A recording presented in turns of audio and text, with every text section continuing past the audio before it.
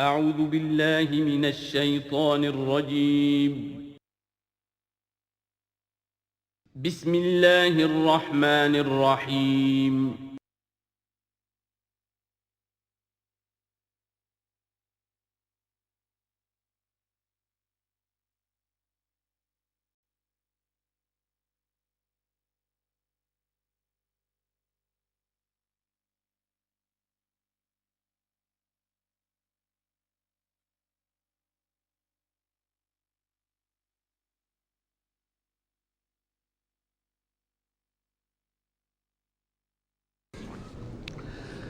اعوذ باللہ من الشیطان الرجیم بسم اللہ الرحمن الرحیم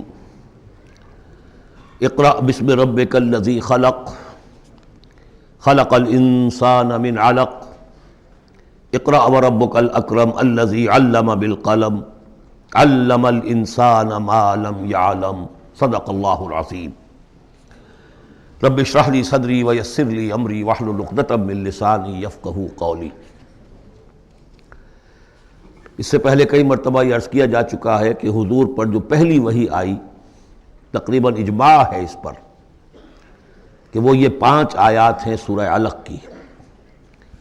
آپ کی عمر شریف جب 40 برس کے لگ بھگ ہوئی، حضرت عائشہ صدیقہ رضی اللہ تعالی عنہا کی ایک روایت میں یہ ساری چیزیں موجود ہیں، تو خلوت گزرنی محبوب ہو گئی، غور و فکر کا غلبہ ہو گیا۔ پھر آپ غار حرا میں جا کر کئی راتیں کئی دن قیام فرما ہوتے تھے، اور شارحین حدیث کا اس پر اجماع ہے کہ وہاں آپ کیا کرتے تھے؟ کان صفت و تعبدہ فی غار حرا تفکر والاعتبار، غور و فکر، سوچ بچار۔ اسی میں پھر ایک دن فرشتہ آیا ہے۔ فرشتے کا آنا اور فرشتہ کیا لے کر آیا جس پر کہ اس نے یہ کہا اقرا، پڑھو، وہ ذرا بات ہے کہ جو ذرا پیچیدہ ہے، سمجھنے کی ہے، وہ میں عرض کروں گا آپ سے۔ روایت یہ ہے کہ فرشتے نے کہا اقرا، تو حضور نے فرمایا ما انا بقاری۔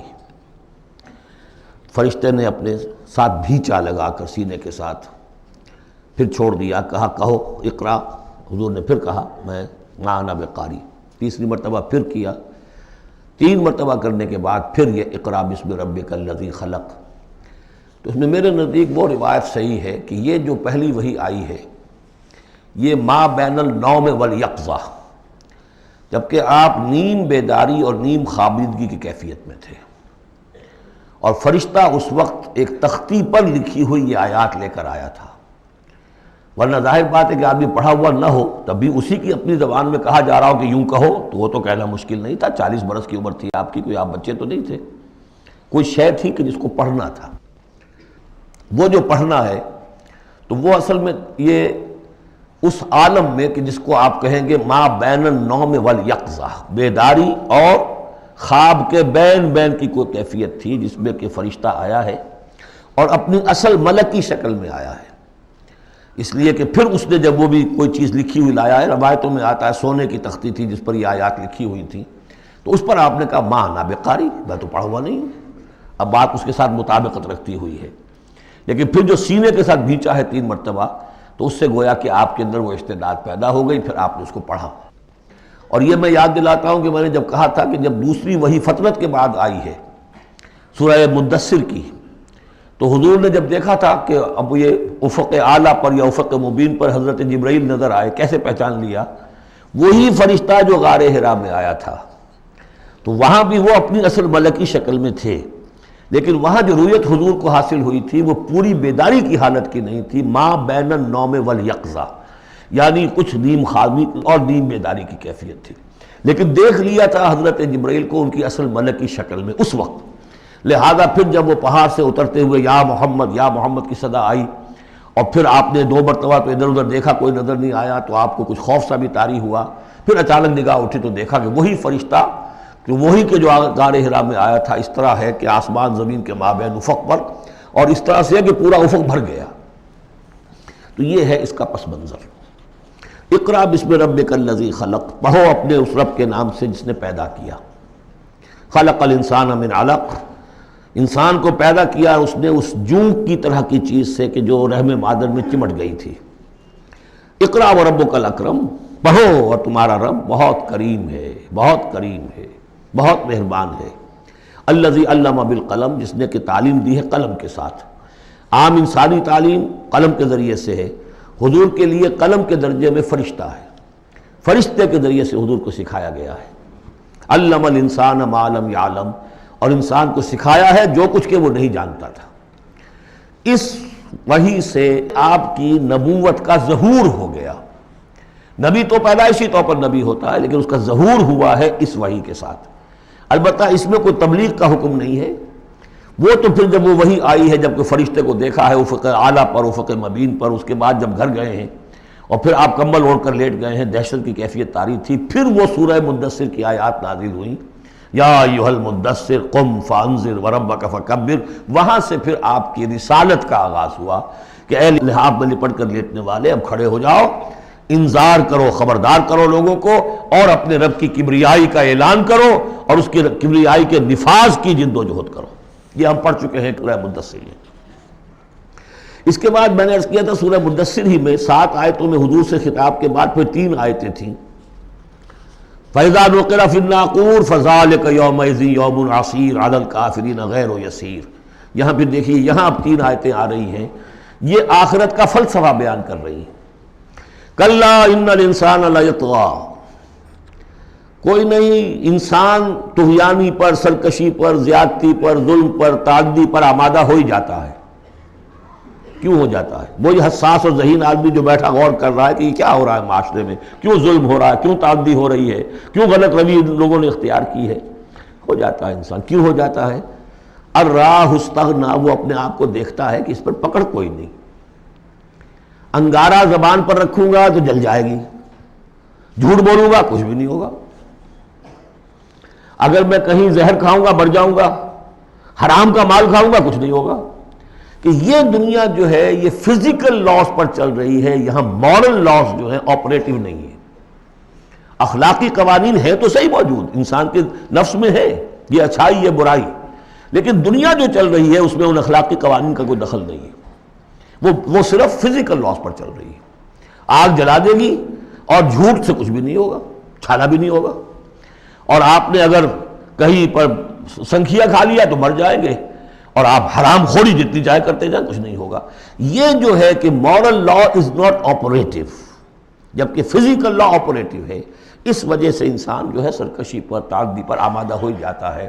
اب اس کا علاج کیا ہے؟ ان الی ربک الرجعی، یہ عقیدہ کہ تمہیں اپنے رب کی طرف لوٹ کر جانا ہے، حساب کتاب ہوگا، جواب دہی ہوگی، یہ یقین اگر دل میں بیٹھ جائے تو سیلف سینسر ہو جائے گا اس کے اپنے اندر، کوئی کام ایسا نہ کروں جس کی جواب دہی نہ کر سکوں، جانا ہے۔ گویا کہ حل جو ہے اس پورے معاملے کا، کسی معاشرے میں اخلاقی زوال آ چکا ہو تو صرف ایک ہے، اور وہ ہے آخرت کا یقین اگر ہوگا کہ ہر چیز کی جواب دہی ہوگی، حساب کتاب ہوگا۔ جس نے کوئی ذرے کے ہم بدل نیکی کمائی ہوگی وہ اس کو موجود پائے گا، اور ذرے کے ہم بدل بدی کمائی ہوگی، فَمَنْ يَعْمَلْ مِثْقَالَ ذَرَّةٍ خَيْرًا يَرَهُ وَمَنْ يَعْمَلْ مِثْقَالَ ذَرَّةٍ شَرًّا يَرَهُ۔ جب تک یہ نہیں ہوگا، واقعہ یہ ہے کہ انسان جو ہے ظلم، تعدی، جہاں کہیں بھی ہاتھ پڑ سکتا ہے کوئی نہ کوئی غلط حرکت کرے گا۔ اب اس کے بعد تیسرا حصہ وہاں تھا ولید بن مغیرہ سے متعلق، اور یہاں تیسرا حصہ جو ہے وہ متعلق ہے ابو جہل کے۔ ارایت الذی ینہا، کیا تم نے دیکھا اس شخص کو کہ جو روکتا ہے، عبدا اذا صلی، ہمارے ایک بندے کو جبکہ وہ نماز پڑھتا ہے۔ یہ کچھ ظلم اور زیادتی ہوئی ہے 2 مختلف مراحل پر۔ 2 واقعات تو ہمیں ایسے ملتے ہیں کہ حضور کو نماز سے روکا گیا اور آپ کو ایذا پہنچائی گئی اور کوئی غیر معمولی واقعہ نہیں ہوا۔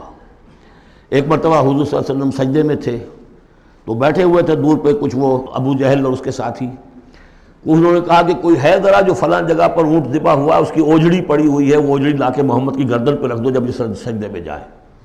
تو حضور سجدے میں گئے تو وہ اوجڑی لا کے، اونٹ کی اوجڑی بری ہوئی وہ لا کے رکھ دی، تو آپ سر نہیں اٹھا پا رہے تھے۔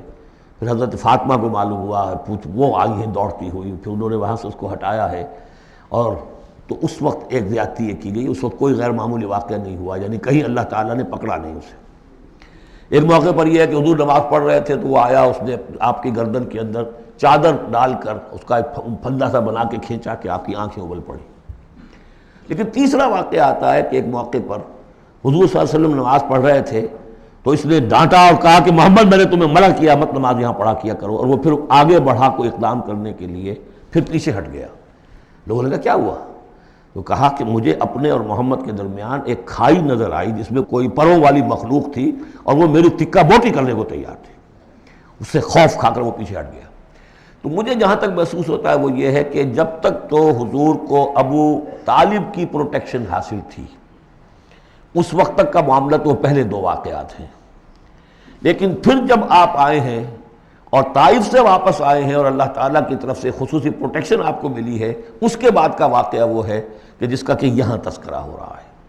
ارأیت الذی ینہا، کیا تم نے دیکھا اس شخص کو جو روکتا ہے عبدن ہمارے ایک بندے کو اذا صلی، جبکہ وہ نماز پڑھتا ہے. ارأیت ان کان علی الہدی، کیا تم نے غور کیا اگر وہ شخص ہوتا ہدایت پر، یہی ابو جہل ہدایت کے راستے پر کاربند ہوتا. او ہمارا بالتقوی، یہ ہمت والا آدمی ہے، جرت والا آدمی ہے، بخیل نہیں تھا. اس نے یہی کہا تھا کہ بنی ہاشم نے اگر لوگوں کو غریبوں کو کھانے کھلائے ہم نے ان سے بڑھ کر کھلائے، ابھی تک تو ہم کندھے سے کندھا ملا کر آ رہے. وہ بخیل نہیں تھا، پھر جری تھا، بہادر تھا، میدان جنگ میں گیا ہے، لیڈ کیا ہے لشکر کو اپنے.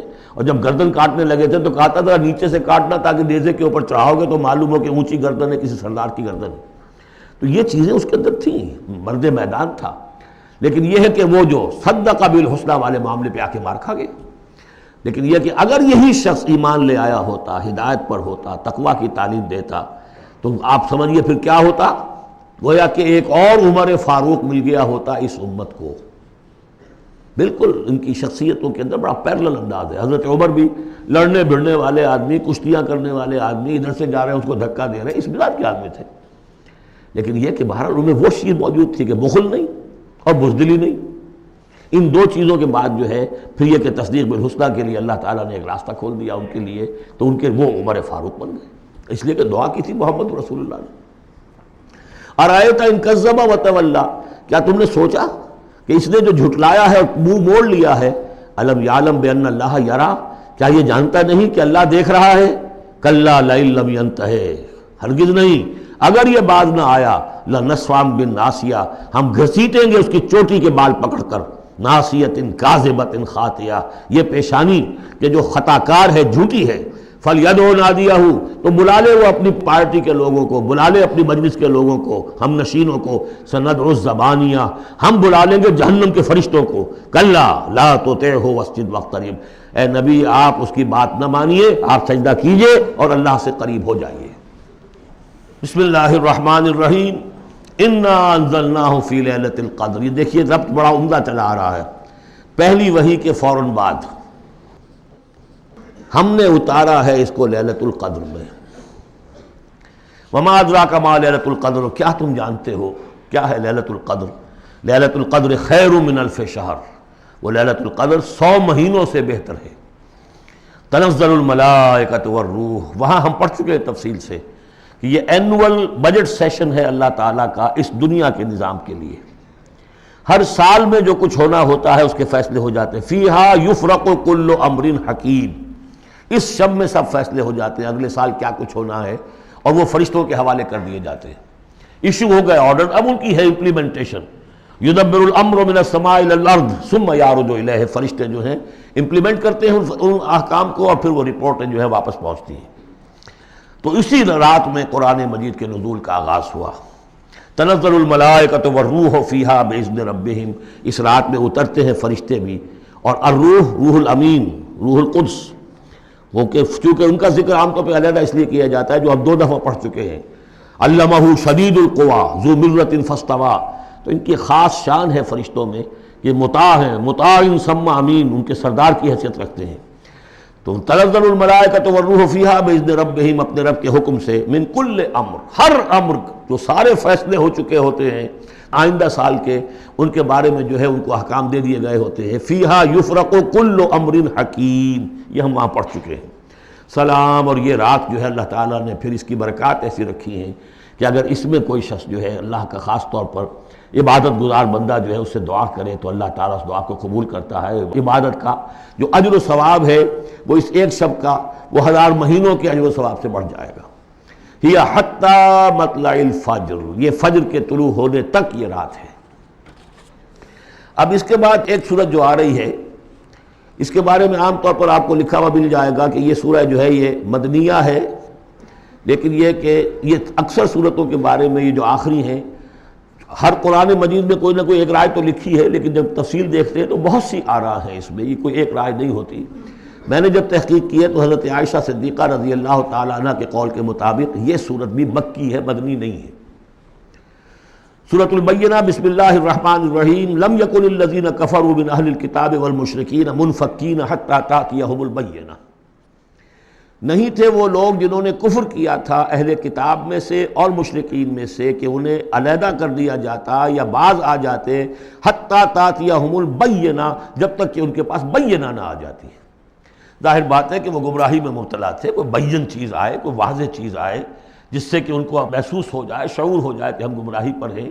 اور یا اس کا مفہوم یہ ہے کہ جب تک بین ان کے اوپر بات نہ آ جائے اس وقت تک انہیں کاٹا نہیں جا سکتا، انہیں اپنے سے علیحدہ نہیں کیا جا سکتا۔ منفک جو ہے یہ دونوں طریقے سے معنی دے گا۔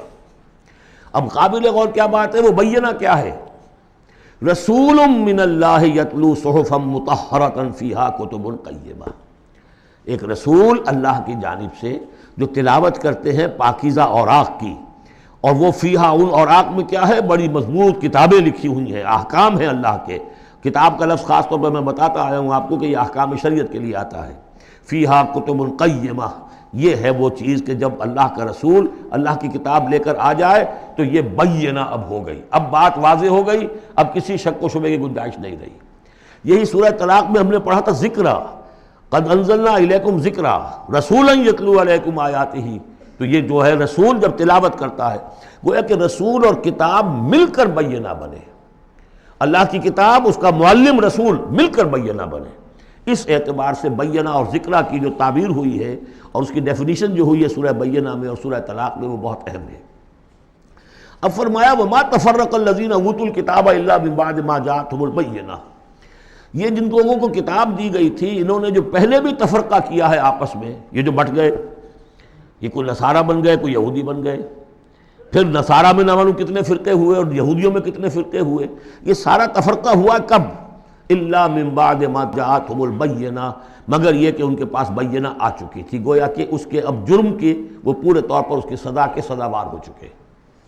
وما امروا، یہ آیت اس اعتبار سے بہت اہم ہے کہ دین کا پھر وہی خلاصہ جو ہم نے پڑھا تھا بہت ہی شد و بد کے ساتھ سورہ زمر میں، وہ پھر آ گیا۔ وما امروا الا لیعبدوا اللہ مخلصین لہ الدین حنفاء، اور انہیں حکم نہیں ہوا تھا مگر اس بات کا کہ بندگی کریں، پرستش کریں اللہ کی، لیکن اس کے لیے اپنی اطاعت کو خالص کرتے ہوئے۔ یہ نہیں کہ نماز تو اللہ کی پڑھ رہے ہیں لیکن یہ کہ اور کام اپنے نفس کی مرضی کے مطابق کر رہے ہیں، وہاں اللہ کے حکم کو ٹھکرا دیا ہے۔ کاروبار جو کر رہے ہیں وہ اور طریقوں سے کر رہے ہیں جو حرام ہے، یہ تو پھر بندگی نہ ہوئی۔ یہ تو وہ بات ہو گئی افتؤمنون ببعض الکتاب وتکفرون ببعض، کیا تم ہماری کتاب اور شریعت کے ایک حصے کو مانتے ہو اور ایک کو رد کر دیتے ہو؟ فما جزاء من یفعل ذلک منکم الا خزی فی الحیاۃ الدنیا، تو جو کوئی بھی تم میں سے یہ رویہ اختیار کرے گا اس کی کوئی سزا اس کے سوا نہیں ہے کہ دنیا میں ذلیل و خوار کر دیے جائیں، ویوم القیامۃ یردون الی اشد العذاب، اور قیامت کے دن بدترین عذاب میں جھونک دیے جائیں۔ دنیا کی رسوائی تو آج ہمارے ماتھے پر لکھی ہوئی ہے۔ 1.5 ارب انسان، 1.25 ارب تو کم سے کم ہے، 120-130 کروڑ سے کم نہیں آج مسلمان، عزت نام کی کوئی شے نہیں۔ عالمی معاملات میں وی ہیو نو سے، کسٹمی پرست کے بھیا کیس تھی، ہماری پالیسیاں کہیں اور بنتی ہیں، کہیں اور سے ہمارے بجٹ کے لیے انسٹرکشن کہیں اور سے آتی ہیں، اور تو اور بات ہے۔ تو وما امروا الا لیعبدوا اللہ مخلصین لہ الدین حنفاء، یکسو ہو کر پوری زندگی اللہ کے قانون کے تحت ہوگی تو پھر عبادت قبول ہوگی، ورنہ یہ جو ہے کہ کچھ اللہ کو دو اور کچھ قیصر والا قیصر کو دو، خدا والا خدا کو دو، یہ اسلام میں قابل قبول نہیں۔ اب اس کے بعد فرمایا وَيُقِيمُ الصَّلَاةَ وَيُؤْتُوا الزَّكَاةَ، اس کے علاوہ وہ نماز قائم کریں، زکوٰۃ ادا کریں۔ بندگی اور شے ہو گئی، نماز اور زکوٰۃ علیحدہ شے ہو گئی۔ بندگی تو اطاعت ہے، زندگی آمد برائے بندگی، زندگی بے بندگی شرمندگی۔ اس بندگی کے تقاضوں کو پورا کرنے کے لیے نماز دی گئی آپ کو، تاکہ آپ یاد تو کرتے رہیں، اللہ کو یاد تو کرتے رہیں، تاکہ وہ جو عہد کیا ایاک نعبد و ایاک نستعین دن میں 5 مرتبہ تازہ ہو جائے۔ اس کو حفیظ نے کہا ہے کہ سرکشی نے کر دیے دھندلے نقوش بندگی، آؤ سجدے میں گریں، لوح جبین تازہ کریں۔ یہ جو ہے اس کے اوپر دھندلے ہو گئے نقوش بندگی.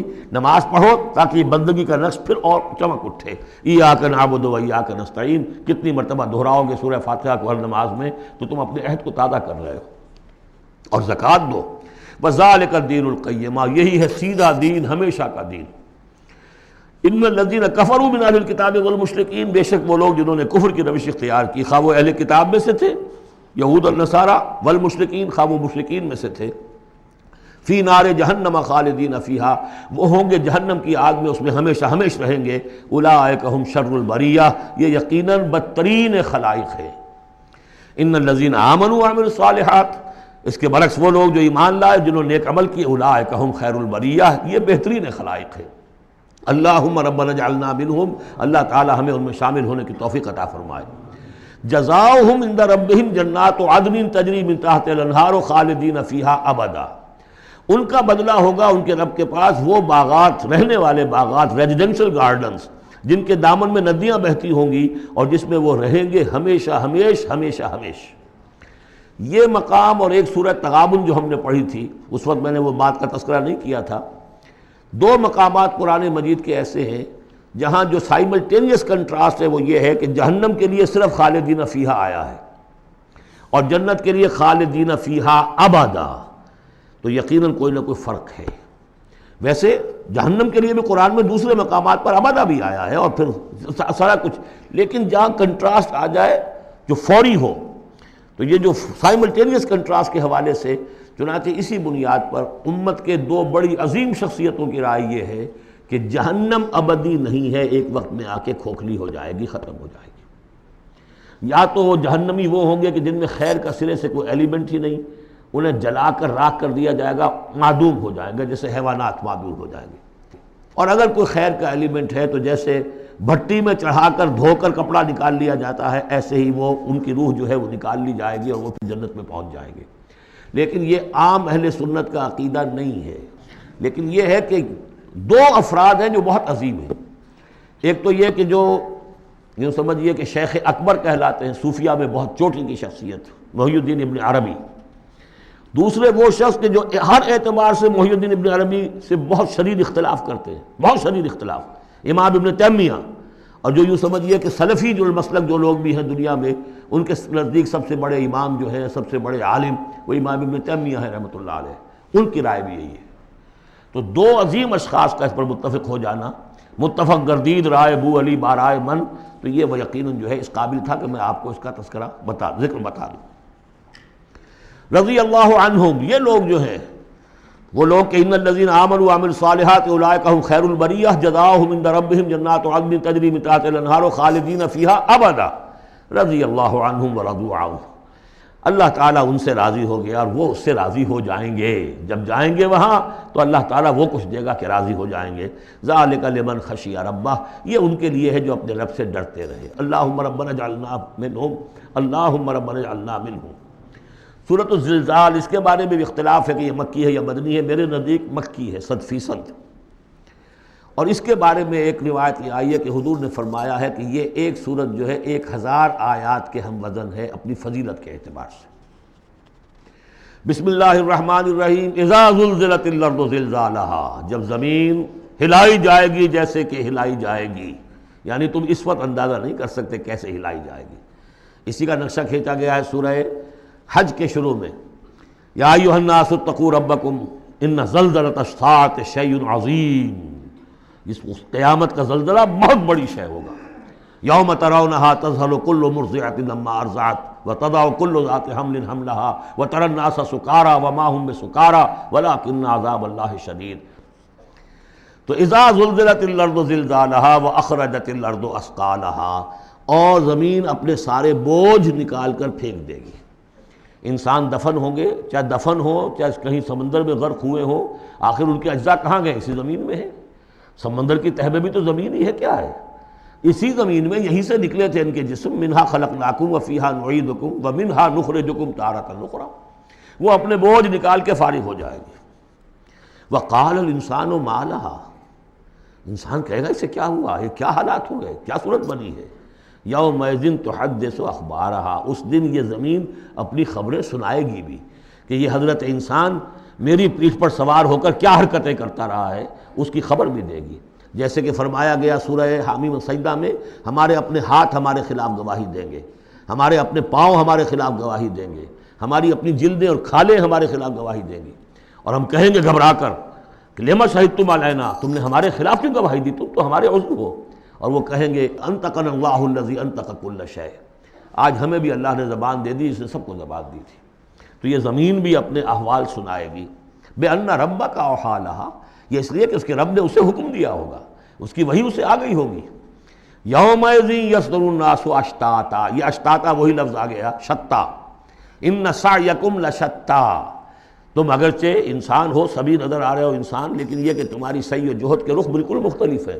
فاما من آتا واتقى وصدق بالحسنى فسنيسره لليسرى واما من بخل واستغنى وكذب بالحسنى فسنيسره للعسرى۔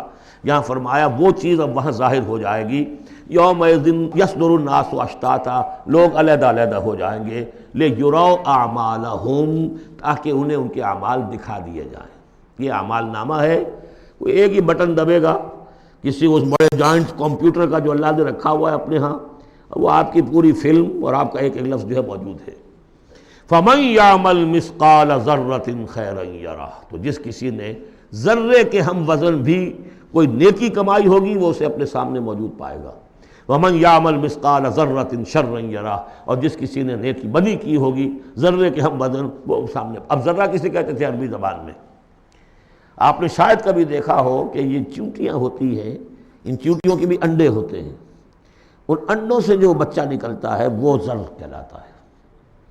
اب ظاہر بات ہے کہ ہر زبان کے اندر کسی شے کے لیے، چھوٹی چیز حقیر چیز کے لیے ان کی اپنے آبزرویشن سے وہ چیز لی جاتی ہے۔ جیسے میں نے فتیلہ، کہ کھجور کی ناف میں جو لگا ہوا ہوتا ہے چھوٹا سا ایک تاگا سا، وہ فتیلہ ہے۔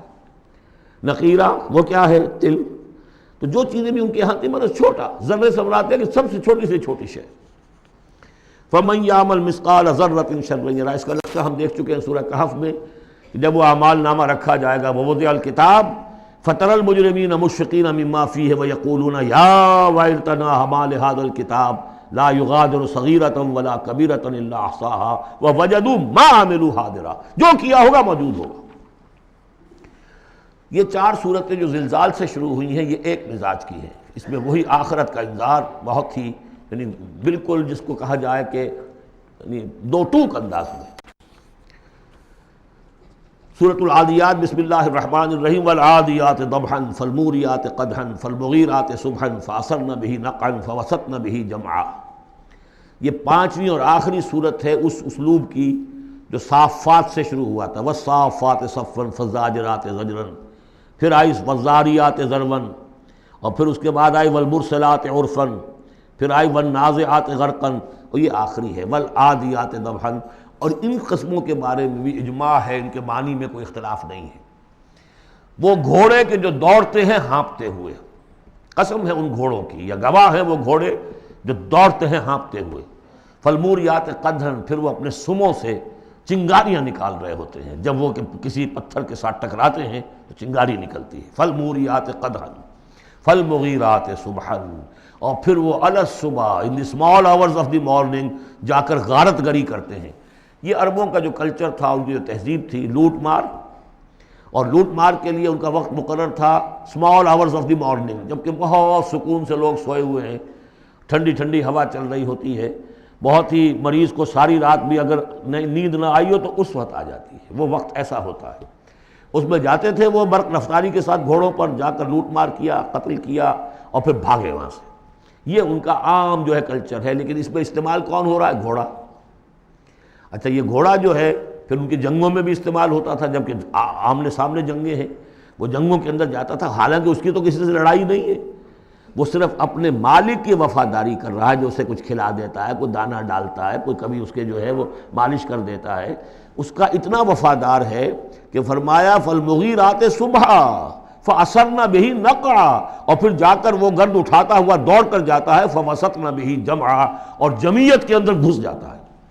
آپ کو معلوم پچھلی زمانوں میں کیا ہوتا تھا، لے کر نیزہ اور یا کوئی اور شے جو ہے وہ سوار گھوڑے کو لے کر دوڑا ہے، کس میں؟ دشمن کے اندر صفوں میں گھس رہا ہے، اور تیر آ رہا ہے، گھوڑا مر رہا ہے، ہوتا ہے، تلوار لگی ہے، گھوڑا مر گیا ہے۔ تو گھوڑا یہ رزق کیوں لے رہا ہے؟ یہ ہے اصل میں اس صورت کی جو اصل مرکزی بات ہے، محض یہ بات، انسان جو اس کا مالک ہے اس کا خالق نہیں ہے، صرف یہ ہے کہ اسے دانہ ڈالتا ہے، اسے گھر پہ باندھتا ہے، اس کی سیوا کرتا ہے۔ اس صرف دانہ دینے اور سیوا کرنے پر اس کے اندر اتنی وفاداری ہے کہ وہ اپنے مالک کی ذرا سی ایڑ کی تھوڑی سی اس کا اشارہ ہوتا ہے اور ہوا کی طرح بات کرتا ہے، جہاں اس کو حکم ہوتا ہے وہ دوڑتا ہے، اپنی جان جوکھوں میں ڈالتا ہے۔ اب فرمایا ان الانسان لربہ لکنود، لیکن یہ انسان اپنے رب کا بڑا ناشکرا ہے۔ وہ جو کھلاتا ہے، پلاتا ہے، رزق دیتا ہے، جو خالق ہے، یہ وفاداری اللہ کے لیے انسان میں نہیں۔ کتے کی وفاداریاں دیکھو، گھوڑوں کی وفاداریاں دیکھو، ان میں کتنی وفاداری ہوتی ہے۔ والعادیات ضبحا فالموریات قدحا فالمغیرات صبحا فاثرن بہ نقعا فوسطن بہ جمعا ان الانسان لربہ لکنود۔ کنٹراسٹ، ایک اس کا طرز عمل ہے، ایک اس انسان کا طرز عمل ہے۔ وَإِنَّهُ عَلَىٰ ذَلِكَ لَشَهِيدٌ بَلِ الْإِنسَانُ عَلَىٰ نَفْسِهِ بَصِيرًا، سورہ قیامہ میں جو ہم نے پڑھا ہے اسے خود بھی معلوم ہے کہ میں ناشکری کر رہا ہوں۔ وَإِنَّهُ لِحُبِّ الْخَيْرِ لَشَدِيدٌ، لیکن یہ مال اور دولت کی محبت میں بہت شدید ہو جاتا ہے، مال اور محبت کی دولت کی وجہ سے حرام حلال کی تمیز ہٹا دیتا ہے، حالانکہ اس کا نفس ملامت کرتا ہے۔ لا اقسم بیوم القیامہ ولا اقسم بالنفس اللوامہ، وہ اللہ تعالیٰ کی نشانیوں میں سے ایک نشانی ہے انسان کے اپنے اندر۔ افلا یعلم اذا بعثر ما فی القبور، تو کیا اسے یہ معلوم نہیں ہے کہ جب زمین میں جو کچھ ہے، قبروں میں جو کچھ ہے، تلپٹ کر دیا جائے گا، انہیں نکال لیا جائے گا، وحصل ما فی الصدور، اور جو کچھ ان کی سینوں میں چھپا ہوا ہے وہ بھی نکال لیا جائے گا۔ ان ربہم بہم یومئذ لخبیر، یقیناً اس دن ان کا رب ان سے پوری ان کی باتیں جو ہیں ان سے باخبر ہوگا، ان کی خبر لے لے گا اور ان سے حساب کتاب لے لے گا۔ اللہم ربنا حاسبنا حسابا یسیرا، ان صورتوں کے آخر میں یہ دعا، اللہ تعالی ہم سے آسان حساب لیجو۔ سورۃ القارعہ، یہ وہ انداز ہے الحاقہ ملحاقہ والا۔ بسم اللہ الرحمن الرحیم، القارعہ ملقارعہ وما ادراک ملقارعہ، وہ کھڑکھڑانے والی، وہ کیا ہے وہ کھڑکھڑانے والی؟ قرع کہتے ہیں دروازے پر آ کر زور زور سے کوئی مکے مار رہا ہے دروازہ کھلوانے کے لیے، کسی نے سنا نہیں ہے مار رہا ہے، قرع یہ ہے۔ القارعہ، جب وہ آئے گی قیامت تو گویا کہ اس پوری دنیا کو کھڑکھڑائے گی۔ ملقارعہ وما ادراک ملقارعہ، یوم یکون الناس کالفراش المبثوث، جس دن انسان ایسے ہوں گے جیسے پتنگے ہوتے ہیں بکھرے ہوئے۔ وتکون الجبال کالعہن المنفوش، اور پہاڑ ایسے ہو جائیں گے جیسے روئی یا اون ہو دھنکی ہوئی۔ فاما من ثقلت موازینہ، تو پھر جن لوگوں کے نیکیوں کے پلڑے بھاری ہوں گے۔ اصل میں دو شکلیں ہیں میزان کی، ایک میزان ہوتی ہے ترازو جس کے دو پلڑے ہیں، ایک ہے سپرنگ بیلنس، وہ ایک ہی پلڑا ہے اس کے اندر، تو وہ تو اس کے اندر جو بھی سپرنگ ہے وہ بتاتا ہے کہ یہ اس کا وزن کتنا ہے۔ تو دو رائے ہیں، ایک تو یہ ہے کہ موازین سے مراد یہ کہ صرف نیکی کا وزن کیا جائے گا اور دیکھا جائے گا وہ ریکویزٹ لیول تک ہے یا نہیں، تو اس کی جو موزون ہے نیکیوں کے موازین، وہ اگر بھاری ہے ایک معیار ہوگا، اور معیار بھی ہوگا ہر شخص کا انڈیویجول، لا نکلف اللہ نفسا الا وسعہا۔ اگر اس کے اپنے شاکلہ، اس کے اپنے جینز، اس کے اپنے جو بھی ماحول کے اثرات تھے، ان سب کی رعایت کرنے کے باوجود ایک مطلوبہ مقدار تک نیکی کا عنصر نکل آیا، فَأَمَّا مَنْ ثَقُلَتْ مَوَازِينُهُ فَهُوَ فِي عِيشَةٍ رَاضِيَةٍ، وہ ہوگا بڑے عیش کی زندگی میں جس میں اس کے لیے رضا ہی رضا ہے، راضی رہے گا، ہمیشہ جو ہے اس کی زندگی جو ہے خوشی پر ہوگی، خرم۔ وَأَمَّا مَنْ خَفَّتْ مَوَازِينُهُ، جس کے وہ نیکیوں کے پلڑے جو ہے ہلکے ہوئے، فَأُمُّهُ هَاوِيَةٌ، تو اس کا ٹھکانہ ہے ایک گڑھا۔ وَمَا أَدْرَاكَ مَا هِيَ، اور جانتے وہ گڑھا کیا ہے؟ نارٌ حامیہ، آگ ہے دہکتی ہوئی۔ اللہم اجرنا من النار، یا مجیرو یا مجیرو یا مجیر۔ سورۃ التکاثر، بسم اللہ الرحمن الرحیم۔ الہاکم التکاثر، تمہیں غافل کیے رکھتی ہے بہتات کی طلب، اور چاہے اتنا مال ہے، اتنی دولت ہے کہ 10 نسلوں کے لیے کافی ہو جائے، لیکن یہ کہ انسان کی طبیعت اس سے بڑھتی نہیں، اور چاہے بڑے میاں کی ٹانگیں قبر میں لٹکی نظر آ رہی ہوں دنیا کو، لیکن وہ دولت کی حرص ختم نہیں ہوتی۔ الہاکم التکاثر، تمہیں یہ کثرت اور یہ غافل کیے رکھتی ہے۔ حتیٰ زرتم المقابر، یہاں تک کہ تم قبروں تک پہنچ جاتے ہو، اس وقت تک یہ بات ختم نہیں ہوتی۔ یعنی یہ ہوس جو ہے انسان میں، دولت کی لالچ اور دولت کی محبت، اس کو بھرتی ہے تو قبر کی مٹی سے وہ بھری جاتی ہے، کسی اور مقدار سے دنیا میں یہ ہوس نہیں بھرتی۔ اور یہ سورہ حدید کی وہ آیت یاد کر لیجئے، اعلموا انما الحیات الدنیا لعب ولہو وزینۃ وتفاخر بینکم وتکاثر فی الاموال والاولاد۔ وہ آخری سٹیج ہے انسانی زندگی کی، اور یہ موت تک ختم نہیں ہوتی۔ کلا سوف تعلمون، کوئی نہیں، اس وقت تمہیں معلوم ہو جائے گا، حقیقت کھل جائے گی۔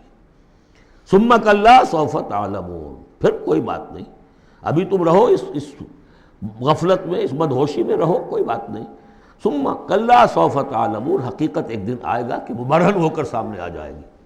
جیسے سورہ جمعہ میں پڑھا تھا ہم نے کہ اے نبی سے کہہ دیجئے کہ اگر تم موت سے بھاگ رہے ہو تو موت خود آ کر تم سے ملاقات کر لے گی، تم چاہے نہ بھی چاہو وہ تو آ جائے گی، تو وہ حقائق تم پر ہو جائیں گے۔ یہ بالکل ایسے ہی ہے جیسے کہ آخری پارے کی پہلی سورت، عما یتساءلون عن النبأ العظیم الذی ھم فیہ مختلفون کلا سیعلمون ثم کلا سیعلمون کلا لو تعلمون علم الیقین، کوئی نہیں، کاش کہ تم جان جاتے یقین والا علم، یہ یقینی علم ہے، کاش کہ ہو جاتا۔ اب اس پر جو ہے ہمارے بعض حکماء نے علم الیقین، عین الیقین اور حق الیقین کے 3 درجے قائم کیے۔ علم الیقین، آپ نے کہیں دیکھا دھواں ہے، آپ نے کہا آگ لگی ہے، حالانکہ آپ نے آگ دیکھی نہیں ہے، کسی دلیل سے، استدلال سے آپ نے انفر کیا ہے کہ آگ نکلی، یہ علم الیقین ہے۔ عین الیقین، آپ نے جا کر دیکھ لیا آنکھ سے کہ آگ لگی ہوئی ہے، اب یہ اور یقین پختہ ہو گیا۔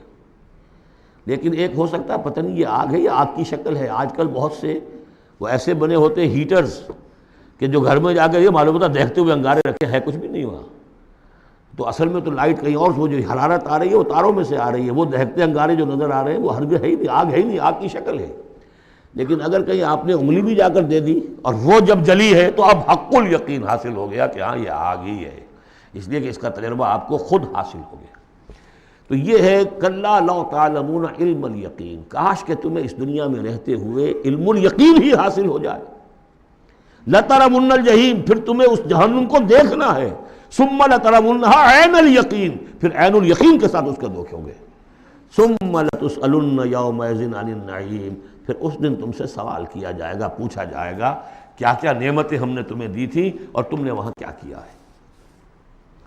اب آ گئی وہ صورت جو قرآن مجید کے مختصر ترین صورتوں میں سے ہے لیکن جامع ترین صورتوں میں سے ہے، سورۃ العصر، جس کے بارے میں امام شافعی کے 2 اقوال ہیں۔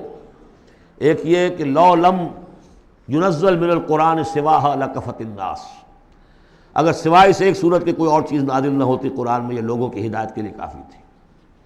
لو تدبر الناس هذه السورہ لوسعتهم، اگر لوگ اس پر تدبر کریں، غور و فکر کریں۔ ہمارا جو منتخب نصاب مطالعہ قرآن حکیم کا، اس کا نقطہ آغاز یہ صورت ہے۔ والعصر، زمانے کی قسم ہے، زمانہ گواہ ہے، پوری تاریخ انسانی اس پر گواہی دے گی۔ ان الانسان لفی خسر، یقیناً انسان خسارے میں ہے، گھاٹے میں ہے۔ الا الذین آمنوا، سوائے ان کے جو 4 شرطیں پوری کریں، ایک نہیں۔ الا الذین آمنوا وعملوا الصالحات وتواصوا بالحق وتواصوا بالصبر، ایمان لائیں جو اس کائنات کے مخفی حقائق ہیں ان کو سمجھیں، ان کا شعور حاصل کریں، ان کی تصدیق کریں۔ ایمان باللہ، ایمان بالآخرہ، ایمان بالرسالت، پھر اس کے عملی تقاضوں کو پورا کریں۔ وعملوا الصالحات، پھر یہ کہ اس کے اوپر نہ صرف خود قائم ہوں، اس کی دعوت دیں، اس کو پھیلائیں، وصیت کریں، جو بھی حق ہے، جو بھی صحیح بات ہے، امر بالمعروف ہے، نہی المنکر ہے، تواصوا بالحق۔ اور پھر یہ کہ جب یہ کام آپ کریں گے، آزمائشیں آئیں گی، تکلیفیں آئیں گی، مصیبتیں آئیں گی، ریزنٹمنٹس ہوں گی، لوگ ناراض ہوں گے، آپ کیوں ان سے کہہ رہے ہیں کہ یہ کام آپ نہ کریں، یہ غلط کام ہے۔ بچوں سے بھی کہہ کر دیکھیے کہ گلی میں مت کھیلو، تم کرکٹ کھیل رہے ہو، کسی گاڑی کا شیشہ توڑو گے تو پھر اپنی عزت بچا کر وہاں سے نکل کر گھر واپس پہنچنا مشکل ہو جائے گا۔ کوئی نہیں چاہتا کہ کوئی بات آپ بتائیں، تو پھر اب آپ کو صبر کی ضرورت ہوگی، آپ اس پر کام کرتے رہیں۔ جیسے کہ حضرت لقمان نے اپنے بیٹے کو نصیحت کی تھی، یا بنی اقم الصلاۃ وامر بالمعروف وانہی عن المنکر واصبر علی ما اصابک، پھر جو بھی تکلیف آئے اسے جھیلو، پھر یہ کہ آدمی جو ہے بزدل نہ ہو، تھڑ دلا نہ ہو، کہ اس قدم سے واپس آ جائے اس خوف سے کہ کہیں مجھے اس میں کوئی تکلیف نہ آ جائے۔ وَلَنَبْلُوَنَّكُمْ بِشَيْءٍ مِّنَ الْخَوْفِ وَالْجُوعِ وَنَقْصٍ مِّنَ الْأَمْوَالِ وَالْأَنفُسِ وَالثَّمَرَاتِ وَبَشِّرِ الصَّابِرِينَ، صبر کرنے والے۔ وَالْعَصْرِ إِنَّ الْإِنسَانَ لَفِي خُسْرٍ إِلَّا الَّذِينَ آمَنُوا وَعَمِلُوا الصَّالِحَاتِ وَتَوَاصَوْا بِالْحَقِّ وَتَوَاصَوْا بِالصَّبْرِ اللہم ربنا اجعلنا منہم، اللہم ربنا اجعلنا منہم۔ جو اس راستے پر نہیں چلتے ان کا کردار کی ایک جھلک دکھائی جا رہی ہے۔ یہ سورۃ ھمزہ جو ہے، بسم اللہ الرحمن الرحیم، ویل لکل ھمزۃ لمزہ، انسان کے سامنے کوئی ہائی آئیڈیل نہیں اگر ہوتا، کوئی اعلیٰ نصب و لین و نش نہیں ہے، تو وہ پستی کی طرف، پھر اس کی دلچسپی کیا ہوگی؟ کوئی چغلیاں کھاتا پھر رہا ہے، کسی کو تانے دے رہا ہے، کسی کی غیبت کر رہا ہے، کسی کی عزت پر حملہ کر رہا ہے، کسی کا مال ہڑپ کر رہا ہے، پھر اس کی شخصیت کے اندر یہ پستی آ جائے گی۔ وہی جس پستی کو دیکھ کر ایک حساس انسان مایوس ہو جاتا ہے کہ انسان میں خیر کوئی ہے ہی نہیں، یہ تو گویا کہ گندگی کی ایک پوٹ ہے۔ کسی سے پوچھ لیجئے، کوئی کہے گا سیکس، اور سیکس اتنا کہ باپ اگر بیٹی کو محبت بھری نگاہ سے دیکھ رہا ہے تو وہ بھی سیکس ہے، ماں اگر بیٹے کے جسم پر کوئی شفقت سے ہاتھ پھیرے تو وہ بھی سیکس ہے، یہاں تک پہنچا گیا۔ تو یہ کہ انسان کے اندر کوئی اعلیٰ جذبہ، کوئی اعلیٰ فکر ہے ہی نہیں، کسی کوئی بتایا ہمیں، انسان تو میرا حیوان ہے، گندگی کی پوٹ ہے۔ کوئی شخص جو ہے بڑا اونچا واز کہہ رہا ہے اور کوئی زیر لب مسکرا رہا ہوگا کہ یہ واز جو فرما رہے ہیں اپنا روب گاٹھنا چاہ رہے ہیں، کوئی ان کی اور کوئی غرض ہوگی، کوئی شاید کوئی نذرانہ ملنا ہو انہیں جس کے لیے واز فرما رہے ہیں۔ واز تو بڑا عمدہ ہے، لیکن انسان جانتا ہے کہ بڑے گھٹیا انسان کے بالعموم جو موٹیوز ہیں انتہائی گھٹیا ہوتے ہیں، جس سے کہ انسان کی یعنی فطرت سے انسان جو ہے مایوس ہو جاتا ہے کہ شاید انسان میں کوئی خیر ہے ہی نہیں۔ اسی لیے وہ 4 قسمیں کھائیں تھیں، والتین والزیتون وطور سینین وہذا البلد الامین لقد خلقنا الانسان فی احسن تقویم۔ کیا محمد انسان نہیں تھے؟ کیا موسیٰ انسان نہیں تھے؟ کیا عیسیٰ انسان نہیں تھے؟ کیا نوح انسان نہیں تھے؟ انسانی عظمت کے اوپر اتنی بڑی بڑی گواہیاں موجود ہیں، لیکن جب پستی پر آتا ہے تو واقع ہے کہ اس سے پست کوئی نہیں۔ پھر اسفل سافلین، جتنا کینہ انسان میں پیدا ہو جاتا ہے اونٹ کے اندر نہیں ہے، جتنی شہوت انسان میں پیدا ہو جاتی ہے سور میں نہیں ہے اتنی۔ یہ ساری چیزیں جو ہیں، نقالی جتنی انسان کرتا ہے اتنا آپ کسی بندر میں نہیں دیکھیں گے نقالی کرتے ہوئے، اور جتنا یوں سمجھیے کہ انسان کے اندر خونخواری پیدا ہو جاتی ہے، بھیڑیوں کو مار دے جاتا ہے انسان۔ جو کچھ ہوتا ہے جب نیشنلزم کا بھوت سوار ہوتا ہے سر پر، بچوں کو، چھوٹے چھوٹے بچوں کو اچھال کر بلموں میں اور نیزوں کے اندر کون پروتے رہے؟ انسان پروتے رہے۔ سن 47 میں پروئے گئے کہ نہیں؟ وہ انسان تھے، بھیڑیے سے زیادہ، کوئی بھیڑیا ایسا کام نہیں کرے گا۔ ویل لکل ھمزۃ لمزہ، بڑی خرابی ہے اس شخص کے لیے کہ جو عیب چنتا رہتا ہے لوگوں کے اور تانے دیتا رہتا ہے۔ الذی جمع مالا وعددہ، جس کی ساری سعی و جہد اسی میں رہی، مال کمایا اور اسے گنتا رہا، اب میرے ایسٹس اتنے ہو گئے، آج کی بیلنس شیٹ اس سال کی جو ہے اس میں یہ اضافے ہو گئے۔ یحسب ان مالہ اخلدہ، کچھ گمان یہ کرتا ہے شاید کہ اس کا مال اسے ہمیشہ باقی رکھے گا۔ ظاہر بات ہے آدمی جانتا ہے مجھے مرنا ہے، لیکن اسی مال کو صرف کر کے وہ کوئی ایسے نشانات دنیا میں چھوڑ کے جانا چاہتا ہے کہ جس سے اس کا نام زندہ رہے۔ پیرامڈز کیوں بنائے گئے؟ calm and self-possessed, still and resolute. The pyramids، یہ اہرام مصر اتنے اونچے اونچے، ہزارہا انسان اس پہ لگے رہے ہوں گے تب یہ بنے ہوں گے، کتنی بڑی بڑی چٹانیں، کتنے لوگ ان کے نیچے دب کر مرے ہوں گے۔ Pyramids echo unto eternity, the defiant cry of man's will to survive and conquer the storms of time۔ تو مال سے انسان نے اپنے نام کو زندہ رکھنے کی کوشش کی ہے۔ کلا، ہرگز نہیں، لَيُنبَذَنَّ فِي الْحُطَمَةِ، یہ جھونک دیا جائے گا حطمہ میں۔ وَمَا أَدْرَاكَ مَا الْحُطَمَةُ، اور تم جانتے ہو کہ وہ کیا ہے؟ حطمہ کیا ہے؟ نار اللہ الموقدہ، وہ آگ ہے سلگائی ہوئی، التی تطلع علی الافئدہ، جو دلوں کے اوپر بھڑکے گی۔ اب یہ آگ کون سی ہوگی؟ ایک تو ہمارے زمانے میں ایک صاحب تھے، اگرچہ وہ کوئی عالم دین تو نہیں تھے، انگریزوں کی فوج میں رہے تھے تو کچھ انہوں نے چیزیں پڑھی تھیں، وہ اس حطمہ کو ایٹم سے تعبیر کرتے ہیں، اور ایٹم کا جو ہوتی ہے، جو آپ کو معلوم ہے کہ پھر اس سے جو پھیلتی ہے اس کی، چاہے وہ براہ راست آگ نہیں ہوتی، وہ اس کا فال آؤٹ جو ہے وہ یقیناً جو ہے کہ جو چیر کے انسان کے وجود کو چلا جاتا ہے اندر۔ یہ چیزیں ہیں کون کون سی آگیں ہیں؟ آپ سمجھیے ایک آگ تو وہ ہے لکڑی سے ہم نے جلائی ہے، وہ جلاتی ہے تو اس کو جلاتی ہے. ایک آگ وہ ہے جو انفرا ریڈ ریز ہے یا الٹرا وائلٹ ریز ہے یا کوئی اور ریز ہے. یہ کھال کو کچھ نہیں کہتی، اندر جا کے جس آپ جسم کے جس حصے کو چاہتے ہیں اسے حرارت پہنچاتی ہے. وہ آگ جو ہے نار اللہ الموقدہ التی تطلع علی الافئدہ، دلوں پر جا کر وہ روشن ہوگی. انہا علیہم موصدہ، پھر وہ ان پر بند کر دی جائے گی تاکہ ساری حرارت انہی کے اوپر رہے. فی عمد ممددہ، بڑے اونچے اونچے لمبے ستونوں میں. اب جو 10 صورتیں رہ گئی ہیں ان میں سے اکثر کا تعلق سیرت النبی سے ہے صلی اللہ علیہ وسلم. اور اس میں سب سے پہلے جو ہے عرب کا وہ جو ماحول اس وقت کا تھا جس میں اپنے حضور پیدا ہوئے ہیں، آپ کی ولادت باسعادت ہوئی ہے، اور اس کے کچھ واقعات کی طرف اور ان کا جو معاشی اس وقت کا معاملہ تھا خاص طور پر قریش کا، اس کی طرف اشارہ ہے. حضور کی ولادت ہوئی ہے عام الفیل میں، جس سال کہ آیا تھا ابرہہ یمن سے فوج لے کر اور وہ بیت اللہ کو گرانا چاہتا تھا. اس کا ایک لمبا تاریخی پس منظر ہے. عیسائی تھا وہ، اس نے کلیسا بنایا تھا. وہ چاہتا تھا جیسے لوگ جو ہے آتے ہیں بیت اللہ میں حج کرنے کے لیے ہجوم ہوتا ہے، ایسے ہی یہاں کلیسا میں آئیں. وہاں کوئی آیا نہیں، بلکہ کوئی عرب نے جا کر شرارت بھی کی، وہیں جا کر وہ رفع حاجت کرایا اندر. اس پر جو غصہ اسے چڑھا، اس نے کہا کہ اب ان کا جو ہے یہ بیت اللہ میں ڈھاؤں گا. وہ فوج لے کر آیا ہے جس میں ہاتھی بھی تھے، اسی لیے وہ اصحاب الفیل کہلاتے ہیں. لیکن اللہ تعالیٰ نے اپنے اس گھر کی حفاظت فرمائی معجزانہ طریق پر. چھوٹے چھوٹے پرندے بھیجے ہیں جو سمندر کی طرف سے غول کے غول آئے، اور ان کے چونچوں میں اور ان کے پنجوں میں چھوٹے چھوٹے کنکر تھے. لیکن وہ کنکر جب وہ اوپر سے آ رہا ہے تو وہ گولی کا کام کرتا ہے. اس کی جو ویلوسٹی ہے اور مومنٹم جو بنتا ہے اس کا اوپر سے گرنے کی وجہ سے، تو اس نے گولیوں کا کام کیا اور پوری فوج جو ہے تہس نہس ہو گئی. الم تر کیف فعل ربک باصحاب الفیل، کیا تم نے دیکھا نہیں کیا حشر کیا تمہارے رب نے ان ہاتھی والوں کا. الم یجعل کیدہم فی تضلیل، کیا اس نے ان کی تمام تدبیروں کو اور جو داؤ انہوں نے لگایا تھا بیکار اور غیر مؤثر نہیں کر دیا. وارسل علیہم طیرا ابابیل، اور ان پر بھیج دیے جھنڈ کے جھنڈ اڑتے ہوئے جانوروں کے، پرندوں کے. ترمیہم بحجارۃ من سجیل، جو ان کو رمی کرتے تھے. یہ رمی کی یادگار در حقیقت اسی کی ہے جو حج میں جا کے کی جاتی. ترمیہم رمی، وہ ان کو مارتے تھے. بحجارۃ من سجیل، کنکریاں، وہی کنکریاں سنگ گل، یہ معرب ہے فارسی سے. وہ چھوٹی کنکریاں جو ریت کی بنی ہوتی ہیں. کہیں اگر صحرا میں ہلکی سی بارش ہو جائے تو ایک ایک قطرے کے ساتھ تھوڑی سی جو اس کا ریت مل جائے گی، پھر اس پر دھوپ پڑی اور وہ پک گئے.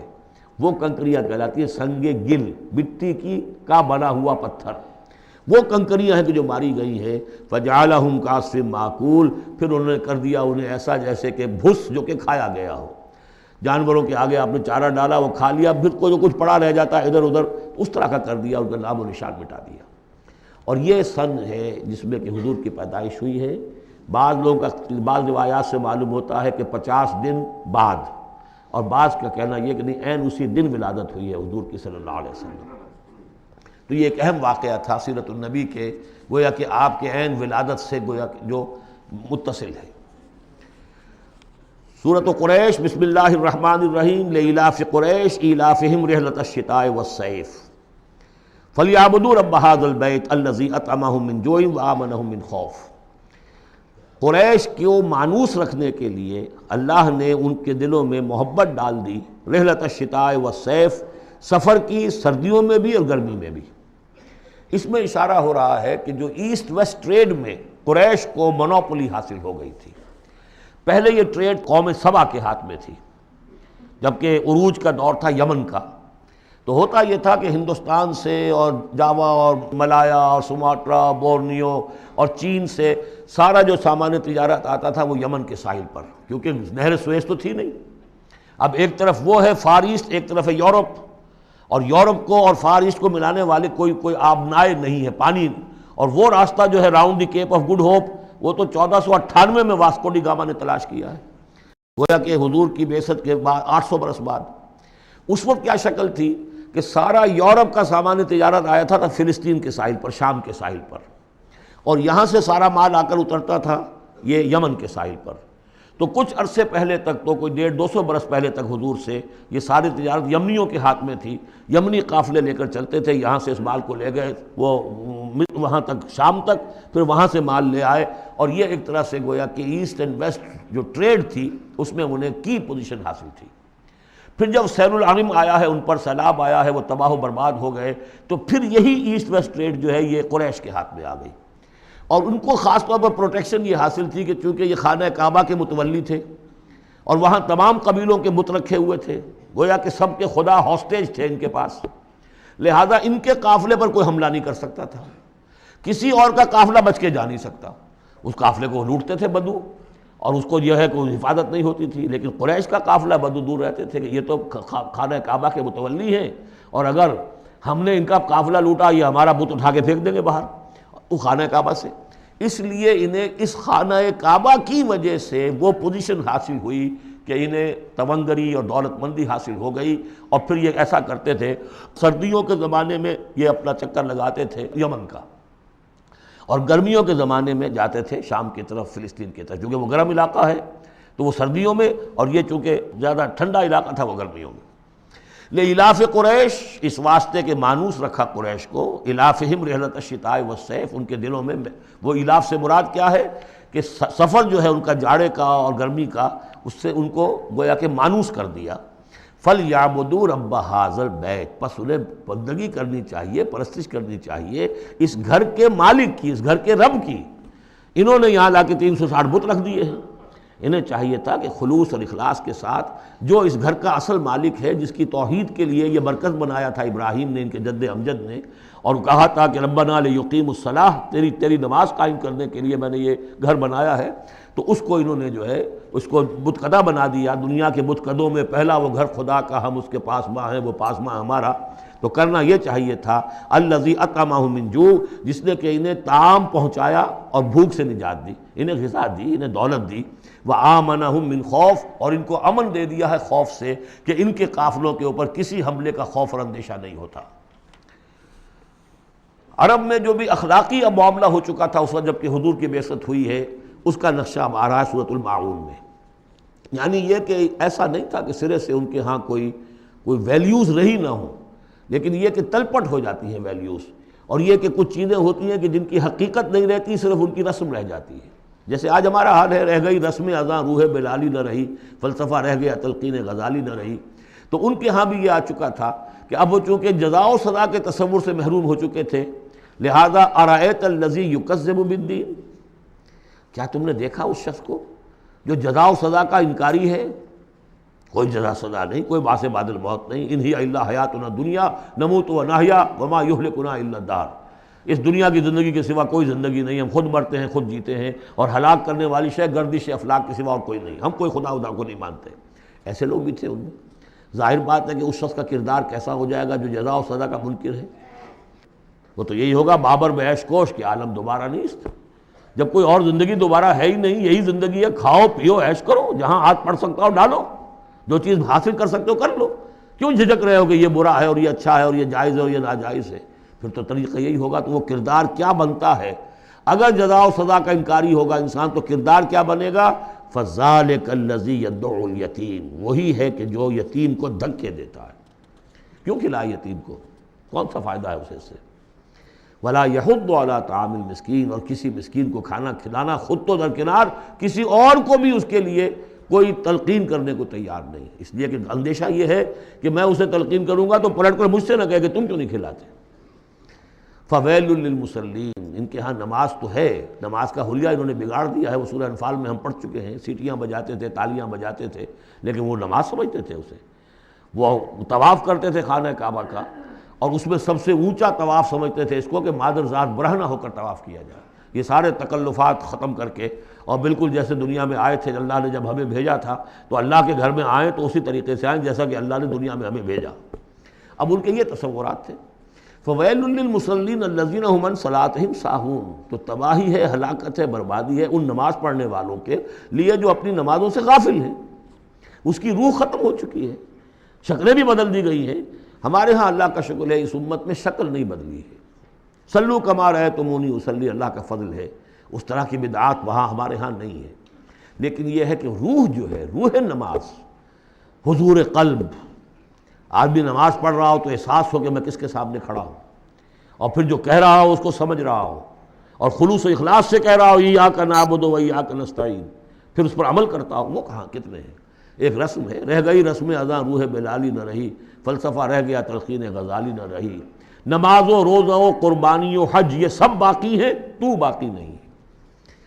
الذین هم عن صلاتهم ساہون الذین هم یراؤون، اور اگر کوئی نیکی کا کام کرتے ہیں تو دکھاوے کے لیے، تاکہ اس سے کچھ شہرت ملے، بڑا بہت سخی آدمی ہے۔ وَيَمْنَعُونَ الْمَاعُونَ، لیکن ان کی شخصیت کے اندر پستی کا عالم یہاں تک آ گیا ہے کہ عام استعمال کی چیزیں بھی مانگے تانگے نہیں دیتے۔